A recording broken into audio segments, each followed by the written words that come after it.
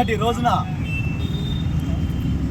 Operation Sindoor లో భాగంగా పాకిస్తాన్లో ఉన్నటువంటి ముష్కరుల తీవ్రవాదుల స్థావరాలపై దాడి చేసి ధ్వంసం చేసినటువంటి మన భారత సైన్యాన్ని అభినందిస్తూ ఇట్టి నిర్ణయం తీసుకున్న కేంద్ర ప్రభుత్వానికి శుభాకాంక్షలు మరియు స్వాగతిస్తూ భారతదేశంలో ఉన్నటువంటి ప్రతి పౌరుడు వారికి అండగా అభినందనలతోని ఈరోజు మన భారతదేశంలో పండగ వాతావరణం.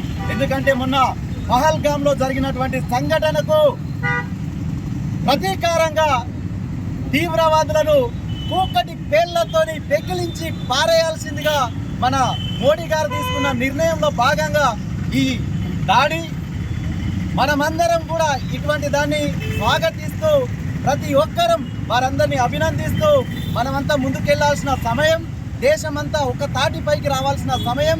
ఇలాంటి ముందు ఇంకా చాలా ఉన్నవి. పాకిస్తాన్ అలాగే ఇతరత్ర మన దేశానికి వ్యతిరేక దిశలో వెళ్తున్నటువంటి ఏ దేశమైనా ఎటువంటి చర్య తీసుకున్నా సహించేది లేదు. వాళ్ళందరికీ గుణపాఠం ఇది. మన ఆడబిడ్డల సింధూరం తొలగించినటువంటి తీవ్రవాదుల అంతం కొరకే ఏర్పడ్డది ఆపరేషన్ సింధూర్.